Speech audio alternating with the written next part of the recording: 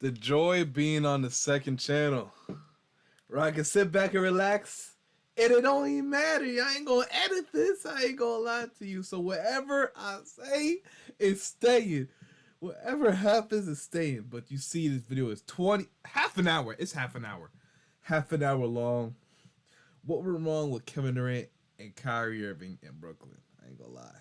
You better get your snacks, cause it's about to be a long video, bro. But we gotta sit here, and I'm about to roast the Nets for like 30 minutes because they thought they was nice. I remember those Net fans, bro. They was on dick. And being a Laker fan, bro, we was going neck to neck because everybody thought, the Lakers and the Nets is gonna be in the final. I ain't gonna lie, my team's down bad, but their team is down worse because they didn't win at all. So, hey, let's get right into it, bruh. It's June 30th, 2019, and the NBA is in the middle of one of the most iconic off seasons in league history, as highly recruited prospects Ja Morant and Zion Williamson headlined the 2019 draft. A disgruntled Anthony Davis is attempting to force his way out of New Orleans, and a free agency class that was so talented that inherently the landscape of the NBA was going to be changed forever. As Kemba Walker took his talents to Boston, Jimmy Butler signed with Miami Heat, and Kawhi Leonard, who all them teams failed. All them teams failed. We beat them. We beat Miami in the finals. Boston, Kemba Walker's trash, and Kawhi injuries. I ain't gonna lie. That's the Clippers are a finals team. I don't even care, bro. They was a finals team, but Paul George sucks, and Kawhi he just gets injured, bro. But that's a really good team, bro. If you gave LeBron, if you gave LeBron and AD the supporting cast that Kawhi and PG got, my God. I ain't gonna lie, we might three-peat.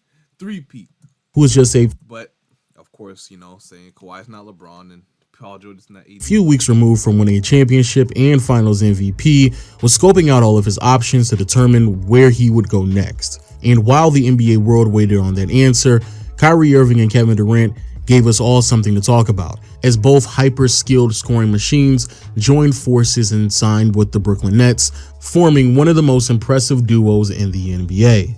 The star-studded pairing was immediately met with very lofty expectations, and this wasn't just because of the undeniable talent between Durant and Irving. With the landscape of the Eastern Conference, a very impressive supporting cast, and a respectable tangent of coaching and front office executives, one could very impressive supporting cast.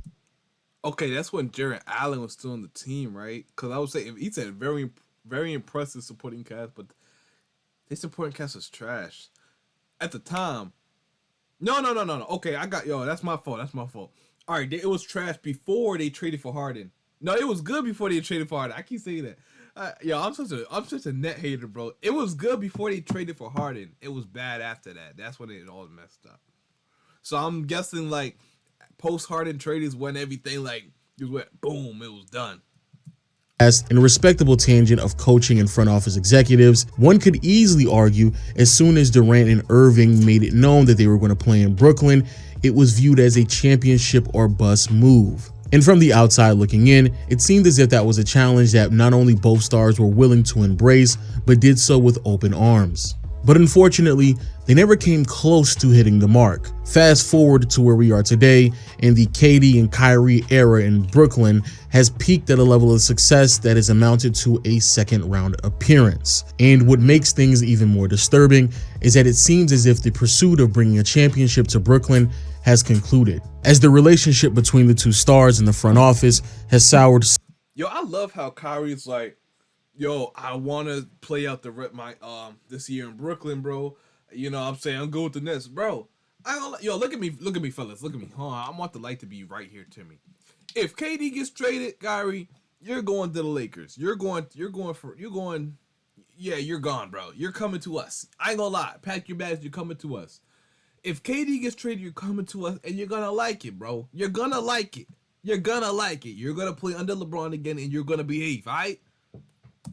So much so that his said, I want to play them all year with her without Kevin. No, bro, you're coming. Whoa, if Kevin Durant's gone, y'all rebuilding. You coming with us. Resulted in Kevin Durant and they can have Russ or whatever requesting a trade, despite us only being roughly a year removed from him receiving a contract extension. So what exactly happened? Now, one would easily believe that adding Kevin Durant and Kyrie Irving for any franchise should be an easy and simple process, but no, it wasn't. First, when it comes to Kevin Durant, it's important to know that just weeks before he signed with the Brooklyn Nets, he suffered an Achilles injury, keeping him sidelined for the next year of basketball. I bring this up not because I think it was a bad signing, it was a great decision by Brooklyn, a no-brainer, but because KD missing an extended amount of basketball within his tenure in Brooklyn became a I forgot Iman Shumpert was on the team, bro. That nigga's trash. recurring theme throughout these past 3 years. Not only that, many people like myself would Is that Andre Robert? They had him on the team? became a reoccurring. There's no way that's Andre Robertson, bro. Yo, I know that's not him. What? Yo, no way. There's no way he was on that team, bro. What? No way, fellas. No way, no fucking way. Hold on. Fuck.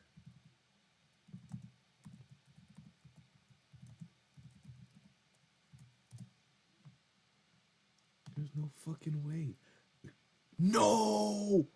Nah! Y'all are down bad. Yo, they're down bad. They're down bad, bro. They got Andre Roberts. I didn't know they was down bad to sign him. Nah, bro. How old is he? Yo, my fault, fellas. I'm going back.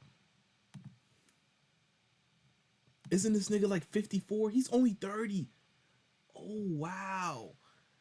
Yo, that nigga's trash. Okay, he's trash. He's trash at a young age. I feel like alright, I'm doing when the video's over, but yo, that nigga's trash, bro. He's trash. And he's young too. Yo, it felt like, I thought he was a vet. I thought he was a veteran, bro. He was playing with Westbrook back in the OKC days of KD. Oh my God. He's only 30. He's not even getting no clock. That's crazy. Yo, he's trash. Oh, theme throughout these past 3 years. Not only that, many people like myself would assume that his athleticism regressing to the point where it's at right now had a lot to do with his injury as well. But I'm getting a little bit ahead of myself. Just remember, for year one, Kevin Durant is not playing because he's sidelined due to his Achilles injury. The next bit of nuance that I think a lot of people overlook. That nigga's trash. Ass clap. Look, is he shouldn't even be in the league. So Brooklyn already got two niggas that should not be in the league. And DeAndre Jordan and Andre Robertson. I don't even know what they could do. Andre Robertson's a guard who can't shoot. So you already know he's good. DeAndre Jordan's he's a athletic, he's a paint beast without the beast. So he just niggas just stands in the paint. He's an athletic finisher without the athletic part, bro. He's ass. DeAndre Jordan signing. At the time, the Brooklyn Nets signed the 31-year-old big man to a 4-year, $40 million contract, and this was certainly confusing to the masses, mainly because DJ in the 2 years prior had showed a lot of regression, so much so that any team that had aspirations of winning a championship definitely didn't have him at the top of their free agency list. And even if they were interested, signing him to a 4-year contract definitely was off the table. What made this decision even more... And my team did sign that nigga and played him hella minutes. I don't know fucking why, bro. Why? Head scratching for the Brooklyn Nets is that they already had Jared Allen on their team, who at the time was a young center who showed a lot of promise in the prior year and had a very similar playing style to Jordan. And add on top of the fact that Allen was on a very manageable contract, and once more, one could only label this signing as a massive conundrum. However, it eventually became much more understanding once it was revealed that DeAndre Jordan had a great relationship with both Kevin Durant and Kyrie Irving. So yeah, good old nepotism never fails when you're adding star.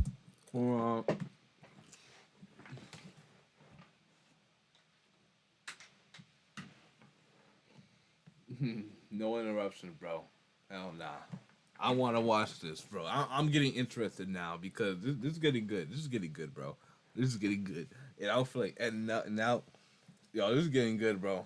Star caliber talent on your roster. But somehow the biggest and somehow most forgotten factor during the 2019 offseason was Kyrie Irving. Now, at the time, Kyrie's talent was undeniable, easily one of the most versatile scorers in the NBA, extremely skilled, and had proven within his time in Boston and Cleveland that he was a great second option to a championship caliber team.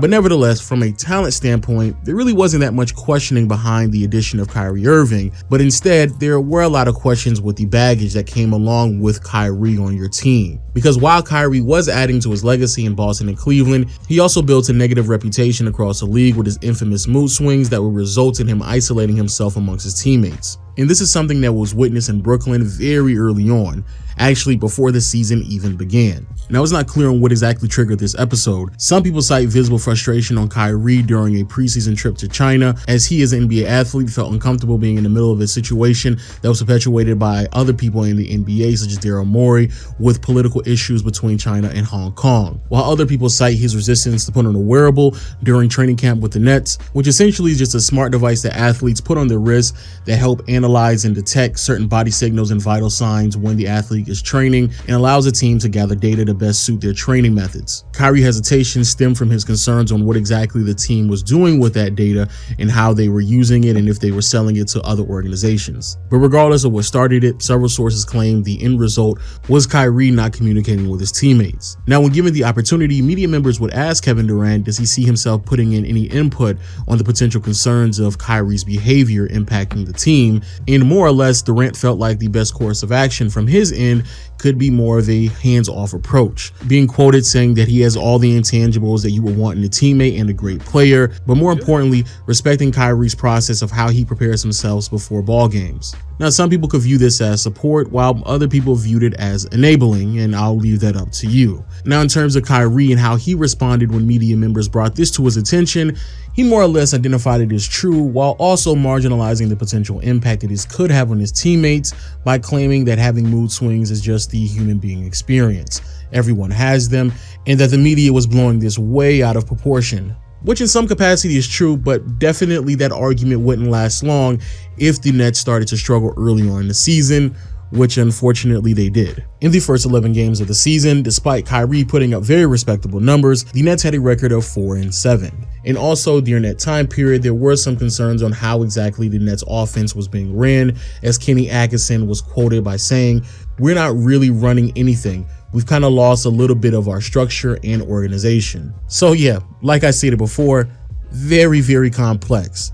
And to make matters worse, it's about to become even more complicated, because after an 8-point loss against the Denver Nuggets, Kyrie would essentially be sidelined for the next 2 months of basketball, dealing with a shoulder injury. Now, within that time frame, to be fair to Kyrie, publicly he was very supportive of his teammates, which is something that a lot of people criticize him in his prior situations out in Cleveland and in Boston. So there seemed to have been some improvements and more effort from Kyrie to try to cultivate a relationship with some of his teammates. Now, after the near 2-month hiatus, Kyrie would eventually come back and play basketball, was active for a few games, but unfortunately the shoulder injury was persistent. And eventually Irving decided to opt in to get surgery on his shoulder, which unfortunately was season ending. Or at least that's what we thought. Look, I'm not going to spend that much time on the next part of the timeline, because even though a lot of people want to think that it's important, it really isn't. But nevertheless, roughly a month and a half after Kyrie was ruled out for the rest of the season, COVID hit America really hard. The virus hit so hard that the NBA had... Bro, he's weird for that, yo. He's weird for that, bro.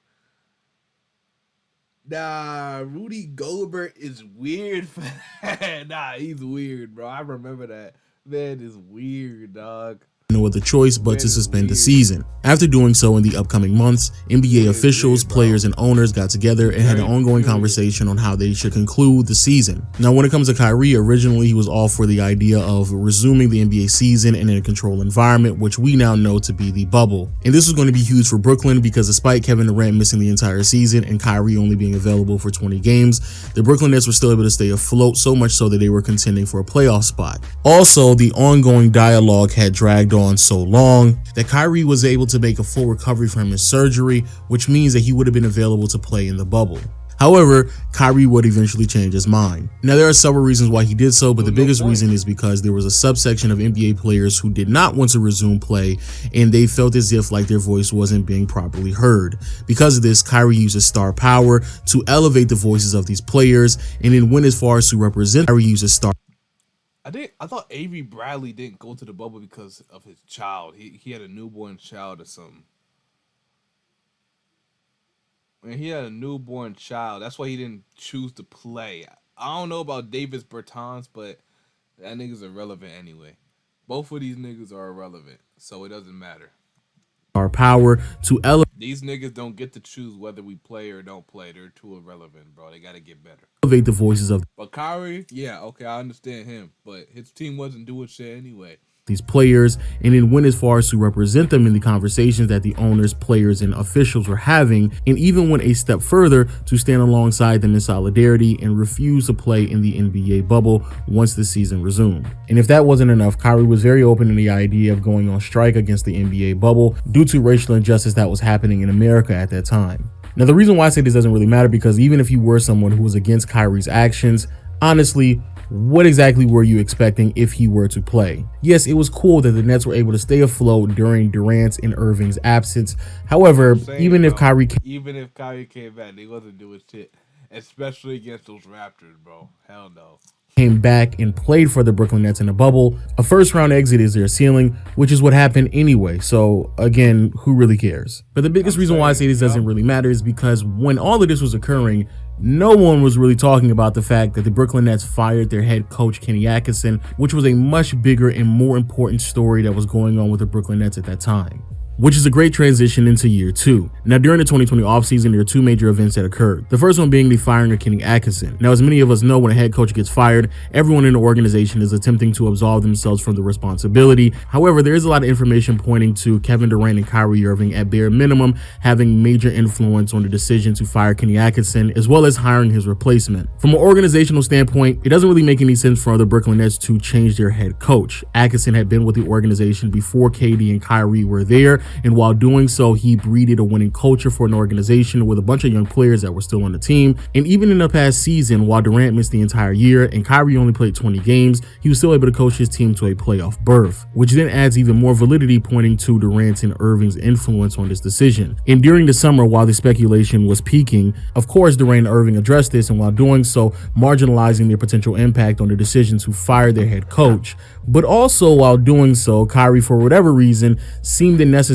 to highlight the things that he felt that he needed from a head coach, almost implying that it was lacking or not being provided by Kenny Atkinson. Kenny was great for the group that he served, and I was very appreciative of what he was giving us throughout the season when we were playing. We don't need somebody to come in and put their coaching philosophy on everything that we're doing and change up the wheel and, yo, you guys need to start doing this, and we start running on the first day of practice. It's just like, no.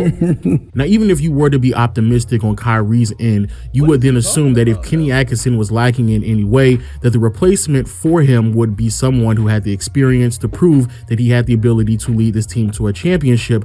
But unfortunately, it wasn't, because to replace Kenny Atkinson was all-time great point guard Steve Nash, who had 0 experience. To make matters worse, it's not as if like the Nets were forced to choose Steve Nash due to lack of options, because there were indeed several coaches who had the experience, and actually some of them they hired as assistants in Mike D'Antoni and Ime Udoka. So it's certainly head-scratching until it's revealed that Durant and Nash had cultivated a relationship within Durant's time as a Warrior. And as we already know, Brooklyn is more than willing to make decisions based off of nepotism that favor KD and Kyrie, for example, the DeAndre Jordan signing. So yeah, a lot of signs pointing to this direction, but I want to be clear, these are all allegations and rumors, and I'm just connecting the dots. Which then brings us to the second major event, and that is recruiting James Harden. Now, once more, I want to be clear, this is a lot of speculation, a lot of rumors, even more so than the coaching situation, so keep that in mind. However, rumor has it during an event in Las Vegas, Durant approached Harden and attempted to persuade him to force his way out of Houston. Now, of course, as we all know, later on down the timeline, Harden would eventually do this, so hindsight could be 2020, but even in the moment, it's not that far-fetched to believe that this is true. Because when you put things into proper context, it still makes a lot of sense. The Rockets, from an organizational standpoint, were making a lot of changes. They decided to part ways with the general manager and Daryl Morey and head coach and Mike D'Antoni. Also, in the same offseason, they traded Westbrook, and what they got in return really wasn't much of anything. And many people like myself felt like the Rockets were moving further away from being a title contending team. And with all that going on, Harden being 31 years old with 2 years left on his contract, yeah, it makes a lot of sense for this conversation to be had. Now, to be fair to Harden, at this point in the timeline, he had not yet requested to be traded, but he would do so just a few weeks later, as roughly 15 games in the regular season, Harden was now a Brooklyn Net. And what Brooklyn gave up in return was a massive haul. Now, I'm not going to highlight every single last piece that was traded because it was a lot of moves. But Brooklyn gave up for Harden, Jared Allen, Taurean Prince, 3 first-round picks, 4 pick swaps, and Rodion Kurucs and Karis LeVert. Now, I ain't gonna lie. They shouldn't have gave up Jared Allen, bro. Jared Allen was the biggest blow. The biggest blow, because you got to realize the Nets never really had no real good big man, bro. It was just DeAndre Jordan. Then they had Nicholas Claxton playing after that season with DeAndre Jordan. And then it was Andre Drummond. That was really it. Moving parts. But the 3 biggest pieces that Brooklyn lost in this trade were Jared Allen, And he lost a real good wing in Taurean Prince, bro. Real good wing. You know what I'm saying? Instead they was playing fucking, I forgot what his name was, bro. He'll probably say it in the video. I think it was Karis LeVert and a lot of draft compensation. Now, you may be asking yourself, why is it that Brooklyn gave up this much if when they went into trade talks with Houston, they had all of the leverage? Well, that's where things become a little bit more problematic. Partially because the Nets were competing with the Philadelphia 76ers trade package that was headlined by Ben Simmons and a bunch of draft picks as well. But more importantly, there are claims that Durant was pushing for this trade really hard. And the reason why he was doing so is not only because he wanted Harden, but also because Brooklyn was pretty desperate at that time. Despite all the hype surrounding this team, when Harden was traded to the Nets, they had a record of 7-6. Spencer Dinwiddie was ruled out for the remainder of the year after tearing his ACL in the 3rd game of the season. Kevin Durant had missed some games due to COVID protocol. And oh yeah, Kyrie just disappeared for 2 weeks straight. It was later revealed that he was dealing with family business, but the fact that he disappeared and no one in the organization knew where he was at was definitely problematic. So it is pretty easy to believe that the front office out in Brooklyn felt the pressure, regardless if it was directly from Kevin Durant or not. Now, when the Nets did pull off the trade, there were a lot of optimism surrounding the team that they were going to have the ability to turn the season around by the end of the year. And they basically did so. When the regular season was over, the Nets had a record of 48-24, which was the 2nd best record in the Eastern Conference. They had the #1 ranked offense, and the 3 stars were putting up ridiculous numbers. And what stood out even more is that the Nets were able to accomplish this despite the fact that their big 3 barely played together throughout the remainder of the year, as both Durant and Harden missed substantial time throughout the regular season dealing with hamstring injuries. And oh yeah, almost forgot, Kyrie did take another break in the middle of the season, but this time he gave his team a heads up, so it wasn't considered a disappearing act when he was dealing with some more family matters. Because of these factors, Harden, Irving, and Durant only played 10 games alongside one another. And with the Nah, I ain't gonna lie, bro. If Kyrie was doing that show with the Lakers, I'd be pissed. Nah, I'd be pissed, bro. Nah, I'd be pissed, actually. Damn, if Kyrie was doing this shit. But at the same time, we got LeBron and AD, bro, so it really doesn't matter. It doesn't. But if we trade all our pieces for Kyrie, oh my God, and he does this, yeah, it might hurt, bro. It might hurt, bro. I ain't gonna lie to you. It might hurt us. So he has to be playing, bro.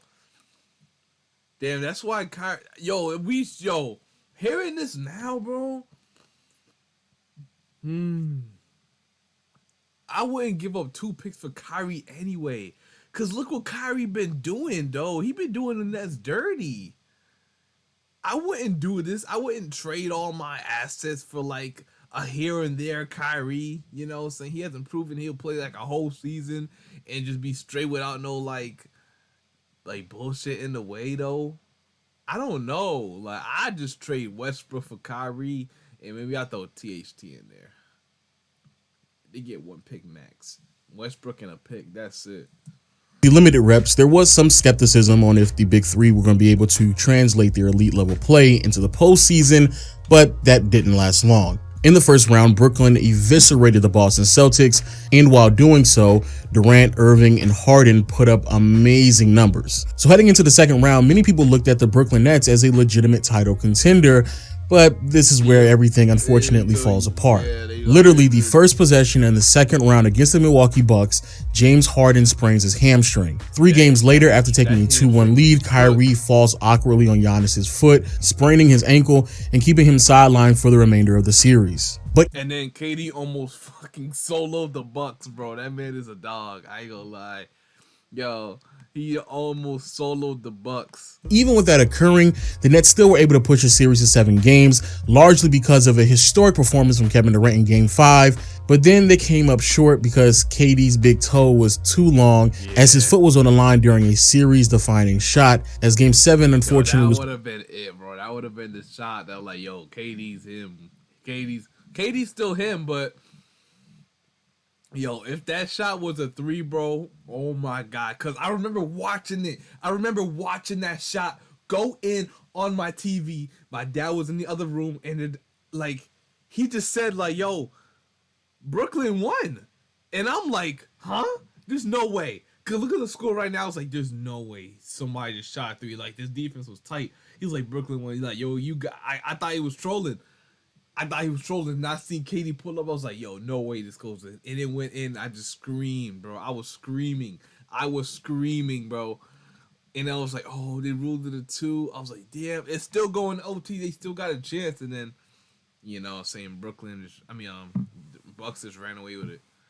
So push into overtime instead of Brooklyn winning that game. And in OT, it was clear that Durant was gassed as he struggled to make a shot, allowing Milwaukee to walk away with the series victory. Now, many people could look at this season as a failure, as the Brooklyn Nets and their big 3 were not able to raise a Larry O'Brien trophy at the end of the year. However, many people decided to opt into more of a glass half full mentality, as the Nets proved that they had the ability to be one of the better teams in the conference despite not even having their big 3 together throughout the entire season. Why can't we get a guy like Landry? One of the better teams. He seems like a good role player. Where is he? He should be on the team, bro. He's a good shooter. He can create his own shot.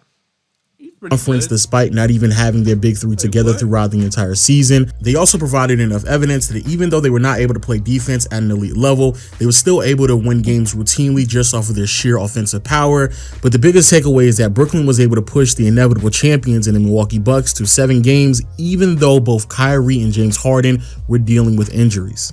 So heading into the following year, it's very clear on why so many people thought highly of Brooklyn.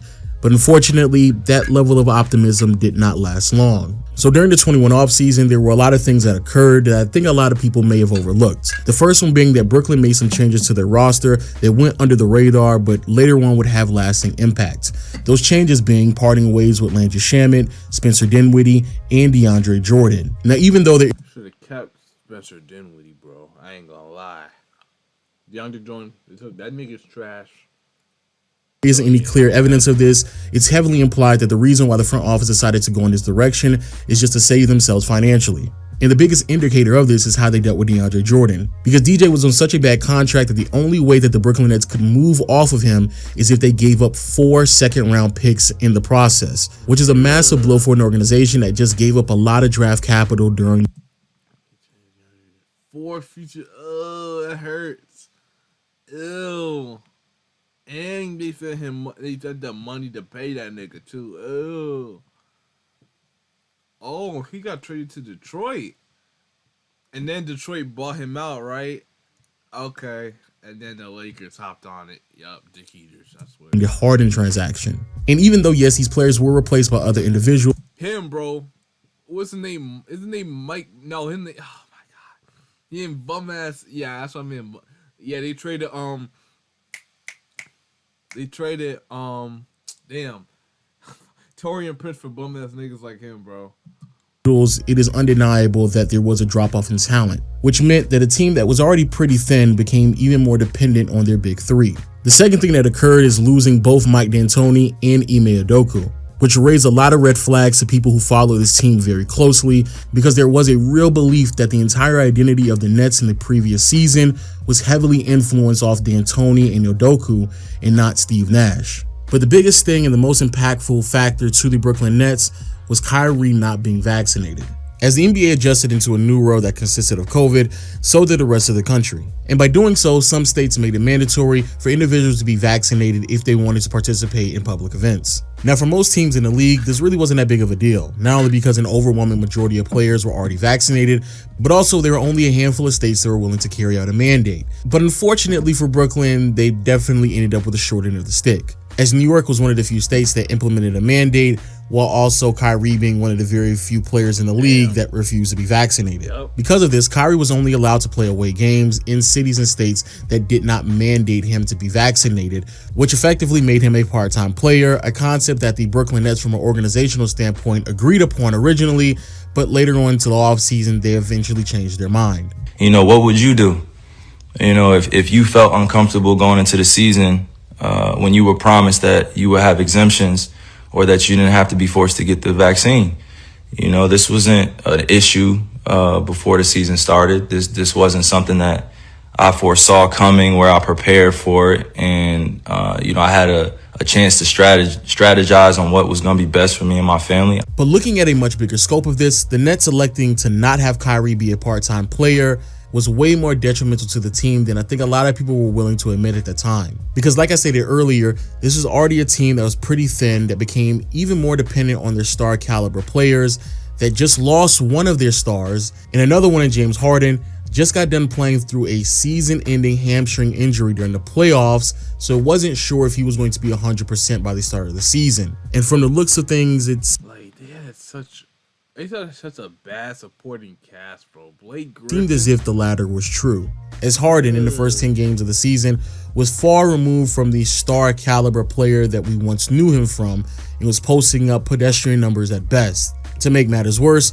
4 games later, Joe Harris would deal with an ankle injury that originally was only going to keep him out for roughly a month or two, but then later into the timeline, it was unfortunately revealed that he was going to miss the entire season, which put even more weight on the shoulders of Durant and Harden. Now, on one hand, there were still people who looked at this through a more optimistic lens. The result of these factors led to Kevin Durant posting up amazing numbers while still leading the Nets to a very respectable seeding in the Eastern Conference, easily making Durant a front runner in the MVP conversation. However, on the other hand, there were several people who were concerned with the amount of minutes that Harden and Durant were logging in, as both stars would have a string of games where they would put in 37 plus minutes of action on a game-to-game basis. And unfortunately, it didn't get better. As the season continued to progress, there were a few Nets players that missed some time. Yeah, James Johnson, that's his name, bro. James making the load that Harden and Durant was carrying even larger. And when there were games where Durant and Harden did not play, the supporting cast surrounding the other star. It's disgusting. What am I looking at right now? This is nasty. It just hurts my eyes looking at this. This hurts my eyes, bro. What? Ew. Nah, this is nasty. This is nasty. This is nasty. This is nasty, bro. Was miserable. And while all 6'5" power forward and Bruce Brown, nah, this is nasty, bro. If you're 6'5" and you're playing like small forward and power forward in basketball, I have news for you, buddy. Your ass. All of this is happening, there were some reports claiming that Kyrie had little to no contact with the organization. Because of these factors, as well as some potential internal frustrations, questions of sustainability became much more valid. And with those raised concerns, it forced the front office out in Brooklyn to change their mind on Kyrie and allow him to be a part-time player. This was not only good news because the Nets clearly needed the star caliber player to come back, but also this gave the opportunity for both Durant and Harden to miss a few games due to rest, because they definitely needed it. Unfortunately though, that ideology wouldn't last long, because just 10 days after Kyrie was cleared to be a part-time player, Kevin Durant would go down with an MCL injury, keeping him sidelined for the inevitable future, which essentially put the Nets right back in the situation that they were before. And one could easily argue that it's actually worse, as Kyrie being a part-time player means that he was not available to play during home games, which put even more weight on the shoulders of Harden than it was earlier in the year. And with Durant out and Kyrie being part-time, the Nets started to plummet in the standings. And with the weight of the responsibility of Harden having to lead this franchise without his 2 co-stars, it quickly manifested into frustration, which we now know resulted in Harden getting traded. Now, to this day, it's not 100% sure on why exactly James Harden demanded to be traded. Obviously, there are several rumors surrounding the internal drama, but to be quite frank, a lot of them just don't make that much sense, outside of the possibility that Harden was extremely disappointed on how his teammates, Kyrie, and the front office dealt with the whole COVID mandate situation. As rumor has it, Harden felt as if his co-star should have I'm frustrated because I'm not happy. Just lock into whatever you want to call it. Sacrificed and taken the vaccine, similar to what he did in the playoffs when his co-star I want to win. I'm should have sacrificed and taken the vaccine, similar to what he did in the playoffs when he sacrificed his body by playing through a sprained hamstring injury. And internally, there seemed to have been some disagreement with Harden and Kyrie, and that disagreement was led by Kevin Durant, who believed vehemently that the team should support Kyrie's decision and that the real problem were the front office execs who changed their minds and a mandate that quite honestly just didn't make any sense. And yes, I know Harden has been on record by claiming that he had no problem with Kyrie at all, but as we all know through James Harden's career, the story that he tells in the media doesn't necessarily align with what actually occurred in reality. Nevertheless, Brooklyn eventually traded James Harden to the Philadelphia 76ers, who at the time quite honestly had the best trade package to offer for Harden, especially since he was on expiring contracts and wasn't having the greatest season of his career. So in return, Brooklyn received Seth Curry, Andre Drummond, Brooklyn actually got some good pieces, bro. They let Andre Drummond walk, so that's another big man gone. They got to play Ben Simmons at the. I think they're going to play Ben Simmons at the. They should play him at the 4 or the 5. 2 first-round picks, what they not getting, well, right now. So they really just got Seth Curry and Ben for James Harden and Paul Millsap. He was on the team. That bum ass nigga.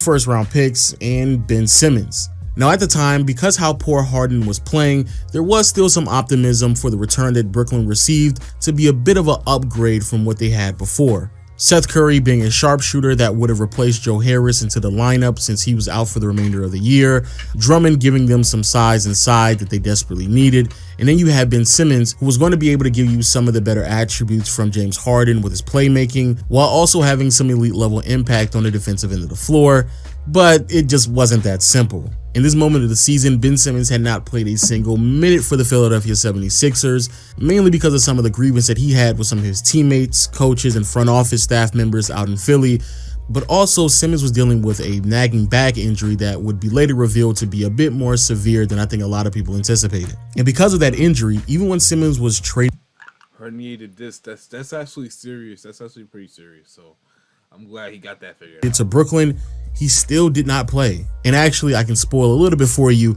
Simmons doesn't play at all for the remainder of the season, including the playoffs. So yeah, looking back at this trade, it definitely wasn't that favorable for Brooklyn at all. So with Kyrie only being a part-time player, Kevin Durant still trying to return from an MCL injury, and Ben Simmons not playing at all, the little bit of winning that the Nets were doing before the Harden trade basically evaporated. In the beginning of January, the Nets had a record of 23-12 and were at the top of the conference. But just 2 months later, the Nets had a record of 20. This could have me. Oh my god, I was depressed. 23 He really dunked that too. and 12 and were at the basically evaporated. In the beginning of January, the Nets had a record of 23-12 and were at the top of the conference. But just 2 months later, the Nets were a 500 ball club struggling to secure a playoff spot. Now, Durant would eventually come back from his MCL injury, logging a bunch of minutes before the regular season concluded, and New York ended the mandate, which allowed Kyrie to go back to being a full-time player. But unfortunately, it was just too little too late, as the Brooklyn Nets finished the 2022 regular season just a few games above 500 with the 7th seed. They were able to beat Cleveland in the play-in tournament, which secured them a playoff spot, but in the playoffs, it was very clear that a team that had aspirations to win a championship was very far removed from hitting the mark, as Brooklyn was swept in the first round by the Boston Celtics, and in the process, the star-studded offensive duo struggled tremendously to be consistent in the 4 games. Which more or less brings us to where we are today. In the beginning stages of the offseason, Kyrie and the front office sat down to discuss a contract extension. Now, normally a player of Kyrie's caliber would definitely receive a fully guaranteed max contract. However, with the amount of games that Kyrie missed over the past 3 years, as well as some off-court discrepancies that might have left some front office execs out in Brooklyn a little uneasy, Brooklyn believed that they found a happy medium by giving Kyrie a max contract, but it was only going to be fully guaranteed if he met certain contingencies. In response, Kyrie declined the offer and guaranteed. The Nets offered Kyrie a 4-year max contract with 2 years guaranteed and triggers for years 3 and 4 based on the games played in the first 2 years. That seems pretty good. Because he didn't know that, I'm not going to be playing. He knew he wasn't going to be able to guarantee that. It would have probably been like, if you play like, I say, give us Give us 50 games every. Give us 50 to 60 games every season. Like if you're healthy, if you're injured, it doesn't count. So like, but if you're healthy, give us 50 to 60 games each season. You'll get it. Like 120 around there. You know what I'm saying? Like if he met certain contingencies. In response, Kyrie declined the offer, and some rumors went as far as to state that he viewed it as disrespectful and undermining his talent as a basketball player. Because of this, how, bro? You don't play. You don't play. You know we know. Yeah, they know you're good. That's why you got the 4-year max contract, but you still have to play. At the same Kyrie time, would hit the open market, hopefully find a suitor so he can gain leverage in negotiations between the Brooklyn Nets and himself, but unfortunately failed to do so, which left him no choice but to opt in into his last year of his contract and become a free agent in the following offseason. And with the potential result of Kyrie no longer being a Brooklyn Net within a year's amount of time, Kyrie opting in with his final year with the Nets. Russell Westbrook on the last year of his last year of his deal. Russell Westbrook is a free agent, clear of some money with the Lakers. They signed hella people in that offseason. Kyrie joins on a manageable deal. We get some good ass talent. LeBron is still good, at least with AD in his prime. Ring season. I ain't gonna lie. pandemonium If not next season, then the season after that, ring season. I ain't gonna lie. hit the Brooklyn Nets fan base pretty hard, but it hit even harder just a few days later once Kevin Durant officially requested to be traded from the team. So yeah, the Brooklyn Nets basically went from a title contending team to a potential full rebuild within the matter of 8 months. Now you may be asking yourself what exactly is going on today, and honestly, I don't even know.